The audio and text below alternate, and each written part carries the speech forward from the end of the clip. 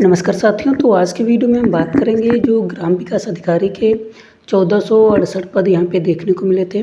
PET परीक्षा 2022 के आधार पे जिनका आवेदन होना था और यहाँ पे आपने देखा कि 66,691 अभ्यर्थी मुख्य परीक्षा के लिए क्वालिफाई हुए हैं और जो कट ऑफ यहाँ पे बनी है 69 नंबर गई थी।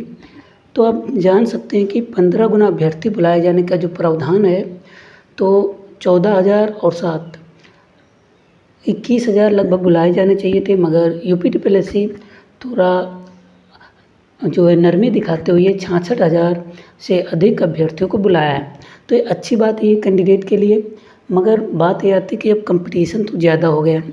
ज़्यादा कैंडिडेट आएंगे तो कंपटीशन ज़ाहिर सी बात है ज़्यादा होगा। हालांकि पहले तो बहुत ही ज़्यादा होता था, मगर 66,000 में यहाँ पे देखें तो सभी कैंडिडेट पढ़ने वाले हैं, अच्छे नॉलेज वाले हैं और सभी चीज़ों लगाकर मेहनत करने वाले हैं।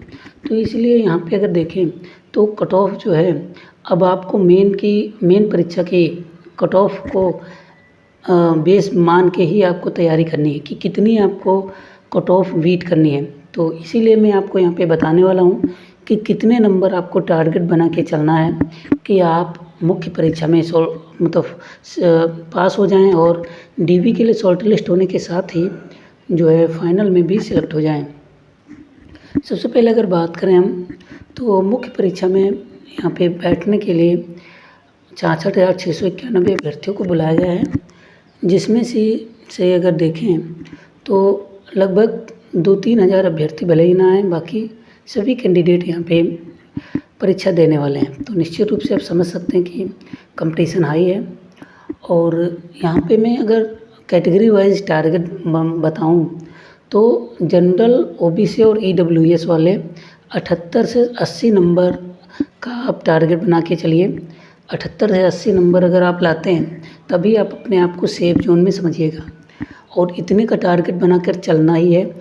और बार बार टेस्ट सीरीज़ देना है, बार बार यहाँ पे आपको रिवाइज करना है और सिलेबस तो यहाँ पे आपने देख ही लिया है, सिलेबस के अकॉर्डिंग ही पढ़ाई करना है। और इसमें 78 से 80 जनरल, ओबीसी, ईडब्ल्यूएस वाले टारगेट मान के चल सकते हैं। एससी वालों की अगर बात करें तो एससी वालों की जो कट ऑफ है उनको भी 75 के ऊपर ही टारगेट मान के चलना है, ठीक है, फाइनल में अगर सेलेक्ट होना है, ठीक है। और हालांकि डीवी के लिए कुछ कम भी जा सकती है, मगर फाइनल के लिए 75 आप मान के चलिए। एसटी की अगर बात करें तो इनके भी 65 से 66 नंबर आपके होने चाहिए, तभी आप यहाँ पे फाइनल में सिलेक्ट होने के चांसेस रखेंगे। और अगर फीमेल कैंडिडेट की बात करें तो इनके भी 75 से 78 के बीच में नंबर कम से कम टारगेट बना के चलिए। और मेरे अगर माने तो 80 टारगेट मान के चले, जो महिलाएं हैं वो भी। अगली अगर कैटेगरी की बात करें फ्रीडम फाइटर वालों की, तो फ्रीडम फाइटर के जो आश्रित हैं उनके लिए कट ऑफ जो है उनको भी 70 के ऊपर ही टारगेट मान के चलना है। और भूतपूर्व सैनिक की अगर बात करें तो उनको भी 65 के ऊपर टारगेट मान के चलना है कि इतना स्कोर आपको करना ही है, तभी आप फाइनल में सिलेक्ट होंगे और एक सीट अपनी बुक कर पाएंगे। अब बात करते हैं कि यहाँ पे कितना टाइम यहाँ पे लगेगा परीक्षा होने में। परीक्षा जो है आपकी दिसंबर लास्ट या जनवरी आधी शुरुआती जनवरी में आपका एग्ज़ाम हो जाए तो ठंडक के मौसम में आपकी परीक्षा होनी है। तो निश्चित रूप से समझ सकते हैं आप कि ठंडक के मौसम में आपकी परीक्षा होगी।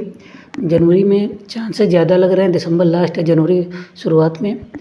और इसी के इर्द गिर्द आपकी परीक्षा जो होनी है और इसमें आपको सही से स्ट्रेटजी बना के तैयारी करनी है। और कुछ लोग कह रहे थे कि कितने घंटे पढ़ें, तो मैं आपको बता दूं केवल 6 से 8 घंटे पढ़ना बहुत ही एफिशिएंसी है, एफिशिएंट है। क्योंकि इतना अगर आप पढ़ लेते हैं सही से, ऐसा नहीं पढ़ रहे हैं और कोई और काम कर रहे हैं साथ में, ऐसा ना करें। पढ़ाई करें टोटल, अगर 1 घंटे लगातार पढ़ते हैं तो केवल पढ़ाई करें और सब चीज़ों से दूर रहें। तो फाइनली अगर मैं आपको कहूँ कि आप लग जाइए तैयारी में, और जो भी कन्फ्यूजन या क्वेरी रहे तो कमेंट कर दीजिएगा। कोई भी सुझाव देना है वो अभी आप कमेंट कर सकते हैं। तो मिलते हैं नेक्स्ट वीडियो में, तब तक के लिए नमस्कार, धन्यवाद।